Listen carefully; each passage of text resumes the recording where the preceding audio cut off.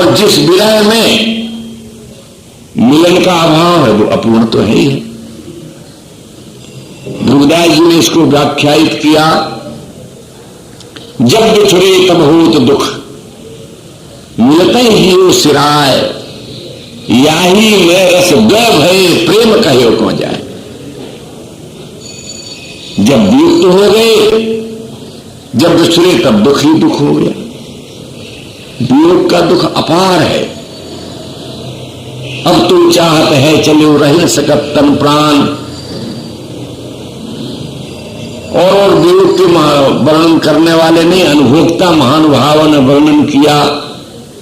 8 पहर 64 घड़ी मेरे और न कोई, नैना माही तू बसे रहनू नैन न हो।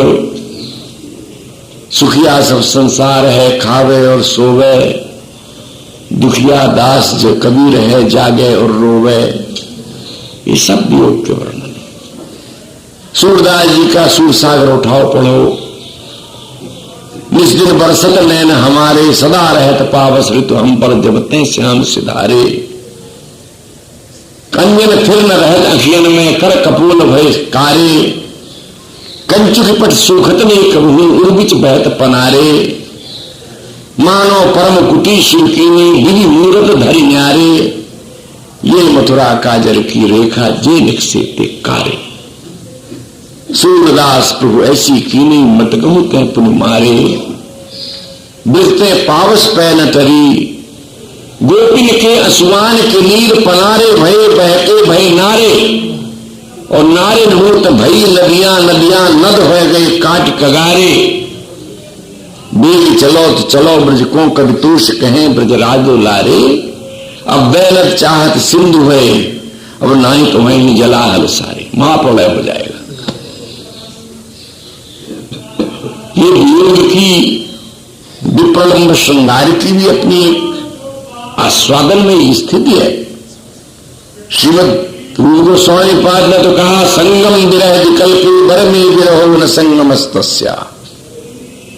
यदि कोई इसकी विकल्प कल्पना करने बैठ जाए कि संयोग श्रेष्ठ है कि वियोग श्रेष्ठ है, तो अपना अभिमत देते हैं कि मेरे मत से तो बर में विरहो, विरह ही श्रेष्ठ है। न संगमस्तस्या, तस्या श्री कृष्णस्या संगमः न वरम, अभी तो विरहो वरम। श्री कृष्ण का मिलन श्रेष्ठ नहीं है, श्री कृष्ण का विरह श्रेष्ठ है। एक बार श्री जी की कुंज में श्री अतुल कृष्ण गोस्वामी जी महाराज का प्रेम वर्णन हो रहा था। उन दिनों की बात है जब सेठ रतनलाल जी थे। हम थोड़ा सा पीछे पहुंचे, उन्होंने इशारा करके पास में बुला लिया, हम भी बैठ गए।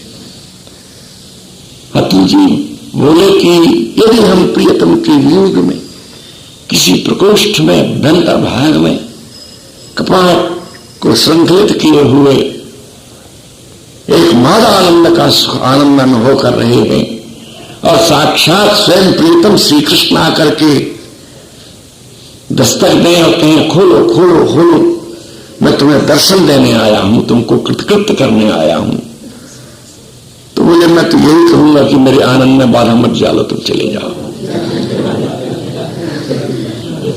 मेरे आनंद में बाधा मत डालो, तुम चले जाओ। तो रतनलाल जी ने हमारा पांव दबाया। हमने कहा हाँ ऐसा ही है। रूप गोस्वामी पाद में जो लिखा है, संगम विरह विकल्पे बर में गुरु हो। हमारे भक्तमाल में तो और भी एक विचित्र चरित्र आया है श्री रूप जी का। कृष्ण कथा विरह की हो रही थी, सारी सभा रोदन में डूब गई थी, विरोध भाव में। तहां श्री रूप जी शांत ठूठ की तरह बैठे थे। सभा समाप्त हो गई। वहां पर उस सभा में कवि कर्णपुर नाम के एक महान भक्त, जिनका आनंद वृंदावन चंपू है, जिनको 5 वर्ष की अवस्था में कविता स्फुरित हुई थी, श्रीमन महाप्रभु चैतन्य देव ने जिनको आशीर्वाद दिया था कि ये महान सुकवि और भक्त होगा, वही कवि कर्णपुर वहां विराजमान थे। उनके मन में संशय हुआ। ये आचार्य हैं, विरह भावना का इन्होंने ग्रंथ भी लिखा है, और और श्रीमन महाप्रभु चैतन्य देव के परम कृपा पात्र हैं। सारी सभा जहां आंसू पुरो रही है, सबके मुख भीग रहे हैं, हृदय सुबकियां भर रहे हैं, वहां पर ये बिल्कुल काष्ठ की तरह बैठे। तो हृदय का, प्रेम का, रस का अभाव है, तभी तो इनके भीतर ये स्थिति है। ये तो जातीय संशय हो गया। सभा उड़ गई, सब लोग आंसू पहुंचते हुए धीरे धीरे खिसक गए, पर समाधिस्थ थे रूप जी। समीप जाकर के कर्णपूर जी ने निवेदन किया, प्रभु कृष्ण कथा विश्राम पा गई। इतना सुनते ही जो दीर्घ निश्वास फेंकी तो रूप जी के संपूर्ण शरीर में फफोले फफोले हो गए, जैसे कोई अग्नि की ज्वाला गर्म तीखी तीखी वायु अंग में लग जाए तो रस्मदादी पंचभूत देहधारियों के फफोले हो जाए। जहां तक वो वायु का, उनके नासिका की वायु का स्पर्श हुआ, वहां तक फफोले फफोले, सो घबरा कर एकदम चरणों में गिर पड़ा। समझ गए कि इनके अंतर में जो विरह की महाकठिन दशा परिव्याप्त हो रही है, हमारे जैसा व्यक्ति उसको समझ नहीं पाया, अपराध हो गया। इसीलिए तो ध्रुवदास जी महाराज ने सचेत किया है, वृंदावन के रसरस के रसिक महानुभावों की घटबड़ क्रिया में ध्यान न दे, इनके एक निमेष रस भजन पे कोटि कोटि आचार मार डालिए। उनकी अंतर स्थिति कहां पहुंची हुई है, चाहे वो विरोध पक्ष के हो चाहे संयोग पक्ष के हो, रस की अनुभूति तो दोनों दिशाओं में। चकी को भी वियोग का सुख मिल रहा है और सारसी को मिलन का मिल रहा है। भले प्रेम की पूर्णावस्था नहीं है, पर रसानुभूति तो अपनी अपनी जगह पर दोनों की पूर्ण है। तो संगम विरह विकल्पे वरमे विरहो न संगमस्तस्या, संगम है तो तथैका। मिलन काल में तो प्रियतम एक ही है, एक ही मिलता है, एक प्रिया है, एक प्रीतम है। और वियोग काल में त्रिभुवनतन्मयम विरहे, जिस काल में प्रियतम का वियोग होता है, प्रेमी के लिए त्रिलोकी प्रियतममय बन जाती है। जिधर देखता हूं उधर तू ही तू है, जब देखे तो श्याममयी है वियोगिनी ब्रजबालाओं की स्थिति। हरिवंशी महाराज ने बताया, चकई प्राण जो घट रहे पियो बिछुरंत निकज, सरे अंतर अरुकाल निश तरफ तेज घन गज, तरफ तेज घन गज लज्ज तु बदन न आवे, जल विहून करि नैन भायत ही भोर बतावे। जय श्री हित हरिवंश विचार बाद अस कौन जुबकई, सारस है संदेह प्राण घट रहे जो चकई। सारसी लक्ष्मण, सारस पत्नी नित्य मिलन सुख को जानती है। चकी वियोग काल में संध्या होते ही सूर्यास्त से के साथ ही चकवा एक पक्ष नदी के एक तट पर और चकी दूसरे तट पर। प्रकृति का धर्म कह दो, अभिशाप कह दो। जिससे स्वाति बिंदु के लिए चातक तरसता रहता है, वर्ष भर पीऊ पीऊ पुकारता है, ये प्रकृति है। चकी रात्रि भर अपने प्रियतम के वियोग में चीत्कार करती हुई विरह पीड़ा को सहन करती जीवित रहती है। सारसी कहती है, ये बड़े अचरज की बात है कि प्रियतम से वियोग प्राप्त करके चकी जीती कैसे। चकई प्राण जो घट रहे प्रिय बिछुरंत, प्रियतम के वियोग होने पर भी चकी प्रेमी कहलाने वाली जीवित रहती है, यही बड़े अचरज की बात है। लेकिन व्यर्थ, ये कोई प्रेम है। षड्यंतर, एक तट पर एक, दूसरे पर दूसरा, भयंकर कालरात्रि, बादलों की गड़गड़ाहट, बिजलियों की चमक और विपत्ति का मानो साम्राज्य। और सवेरा हुआ और फिर आंसू पहुंच करके फिर प्रीतम से मिलती है तो कहती लज्जित हुए बदन में आवे, अरे चकी तुझको शर्म नहीं आती है? प्रेम का प्रदर्शन करती है, जल भी भूल कर नैन भूल की माए बतावे। आंखों आंसू पहुंच करके फिर मिल करके प्रेम की उस विलास की बात करती है। ये प्रेम तेरा बिल्कुल निकृष्ट है। जय श्री हरिवंश विचार बाद अस्कोन जो बकई। ये विरोध पक्ष के प्रेम की बहुत बहुत बढ़ के बात कहना अनावश्यक प्रशंसा है। ये प्रेम नहीं है, सारस है संदेह। क्यों? बोले प्राण घट रहे हैं सखी। प्रीति का धर्म तो है कि प्राण का वियोग होते ही गमन हो जाए। जयदेव जी के प्रसंग में उनकी प्राण प्रिया पद्मावती का चरित्र आता है। श्री राम के वियोग में महाराज दशरथ ने बंदो अवध भुवाल सत्य प्रेम जय राम पद विश्व दीन दयाल प्रिय तन तन एव परिहरे। प्राणनाथ के बिना प्राणों का निवास प्रेम की न्यूनता। चकी कहती है तेरे प्रेम की बात मुझसे सुन सक सारसी। सारस सर बिछुरंत को जो पलुस है शरीर, अग्नि अनंग जो पी भखे तो जाने पर पीर। सारस के एक क्षण के वियोग को भी तू यदि सहन कर सकने में समर्थ हो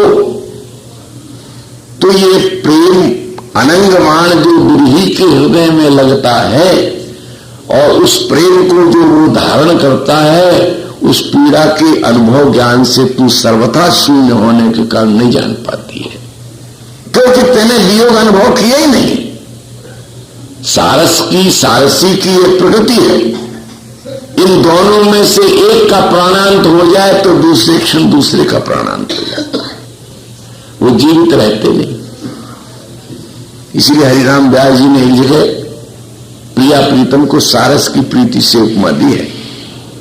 बंदो राधा मोहन की प्रीत, एक एक बिन जीवन ऐसे सारस जोड़ी की सी रीत। बंदो राधा मोहन की प्रीत, एक एक बिन जिए न ऐसे जैसे सारस जोड़ी की सी रीत।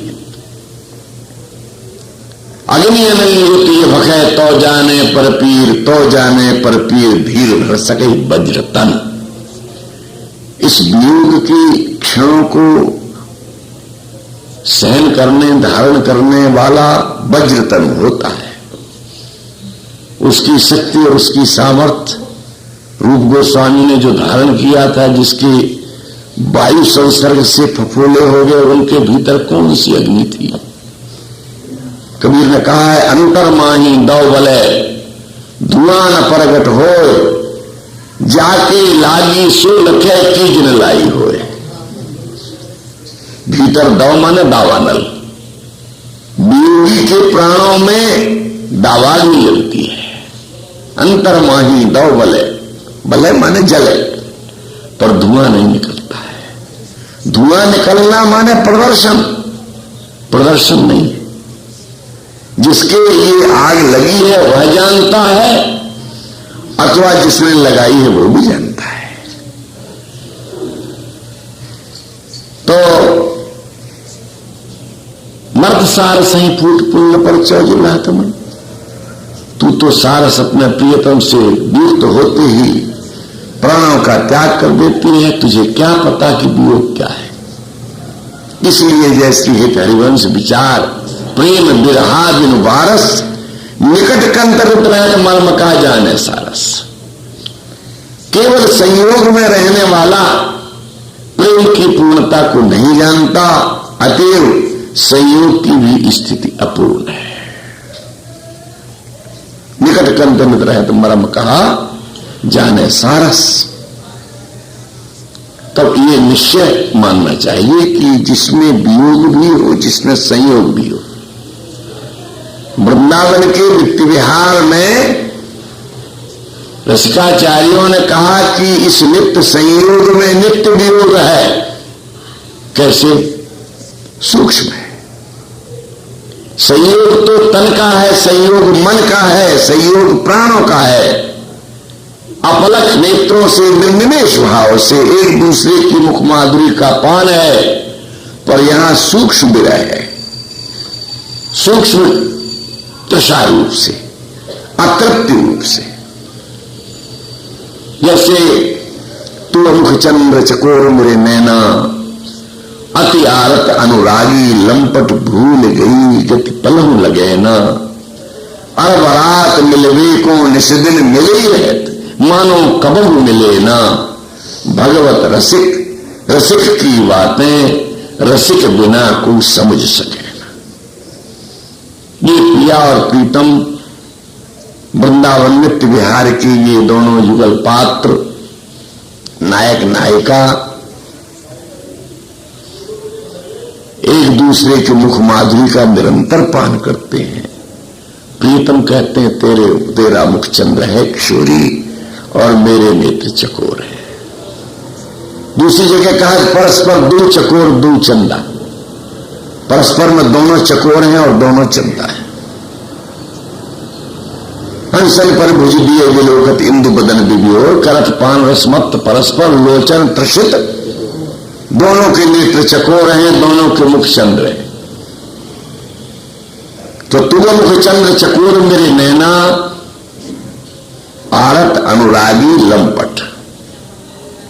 आरत क्योंकि पी तो रहे हैं पर प्यास नहीं बुझती। इसको ध्रुवदास जी ने अपने शब्दों में समझाया। पानी पीवत प्यास को और प्यास भयो जल सोए। प्यास को बुझाने के लिए पानी पिया जाता है, किंतु वही पानी भीतर जाकर के प्यास बन जाता है। अब इस जाति के प्रेम की सूक्ष्मता, इस जाति के प्रेम की विरह जन्य सूक्ष्मता का किन शब्दों में वर्णन किया जाए। इसलिए तन मन कह बिछुड़े नहीं और चाह बढ़े दिन रैन, कबहु संजोग न मान ही पीवत भरी भरी ने। सार आदिका मई कदापि कृपान करो तू। ये विरह की जो अनुभूति हो रही है, कदापि कृपान करो तू में आया ना, कभी मुझ पर कृपा करें, कभी करें। यहां काल का भी निर्देश हो रहा है और एक असंभावित कल्पना भी हो रही है। कौन सी राधिका कृपा करे? यत् पाद पद्म नख चंद्र मणि छटाया विस्फूर्जितम किमपि गोप्त बधूष्वदर्शी। जिनके पाद पद्म की नख की मणि छटा का प्रकाश, जिनके लिए किमपि गोप्त बधूष्वदर्शी। क्या हुआ है? बोले स्वामी जो पूर्णानुराग रस सागर सार मूर्ति है, उस कृपा ने उनको भी पूर्णानुराग सागर सार मूर्ति बतना दिया है। पूर्णानुराग, अनुराग पूर्ण कब होता है? अभी हमने निवेदन किया ना, जब अनपेक्षित होता है, जिसमें कहीं कोई अपेक्षा नहीं होती है, जिसमें नजीर साहब की बात याद आती है, जहां कुछ जोर नहीं, कुछ जुल्म नहीं, कुछ दाद नहीं, फरियाद नहीं, शागिर्द नहीं, उस्ताद नहीं, वीरान नहीं, आवाज नहीं, कुछ कैद नहीं, कुछ बंद नहीं, कुछ जबर नहीं, आजाद नहीं थी। जितनी बातें दुनिया की सब भूल गए, कुछ याद नहीं। ये अनपेक्षित है, जहां कोई ना आवश्यकता है, ना कोई उपलब्धि है, दिन रात बाहर है, चुगले हैं और ऐस सफेरी है। बाबा ये पूर्णावस्था है।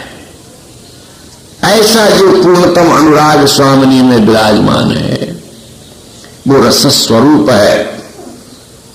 रस आसज्य भाव ही रस है। आसक्त भाव अपूर्ण है, आसज्य भाव पूर्ण है। इसलिए स्वामी आसज्य है और प्रियतम जो याचनामय है वो आसक्त है। एक आशिक है, दूसरा महबूब है। ऐसा पूर्णानुराग रस का कोई सागर हो, उसकी सार मूर्ति है। जैसे दूध से दही बनाओ और दही का मंथन करो, फिर उसमें से मक्खन हो जाए, उसमें से भी जो कुछ छांट के जला के निकाल देने का है, तपा करके निकाल लो तो शुद्ध घृतामृत तैयार हो जाए। इसीलिए महानुभावन का 3 लोक 14 भुवन प्रेम कहूं ध्रुव नाय। कहां है जगमग रहो जरावसो श्री वृंदावन माय। श्री वृंदावन माई निकुंजेश्वरी के स्वरूप में है, जहां अनपेक्षित रूप से एक रस विद्यमान है।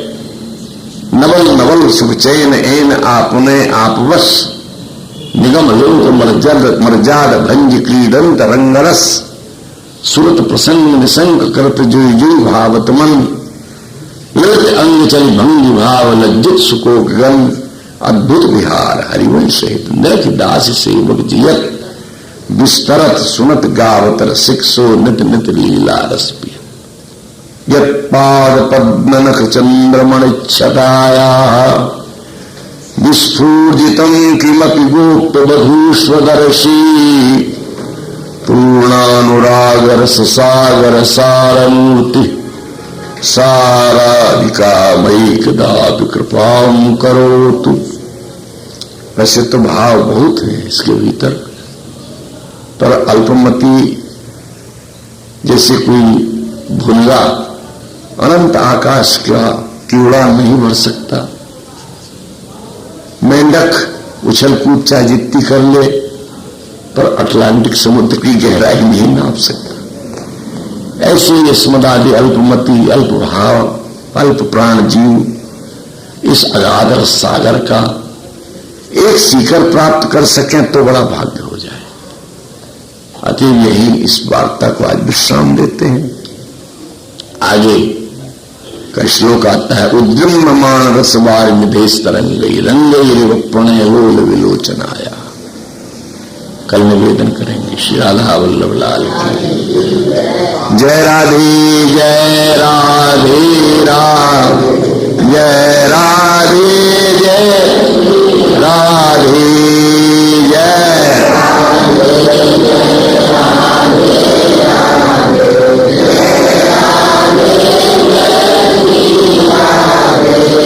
जय श्यामा जय श्यामा श्याम जय श्यामा जय श्री श्यामा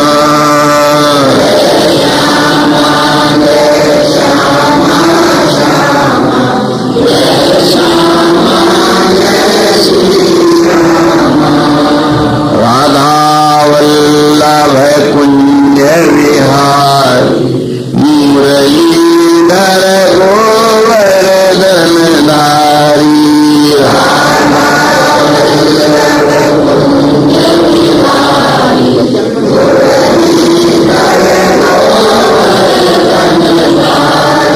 जय जय श्यामा जय जय श्याम जय जय श्री वृंदावन।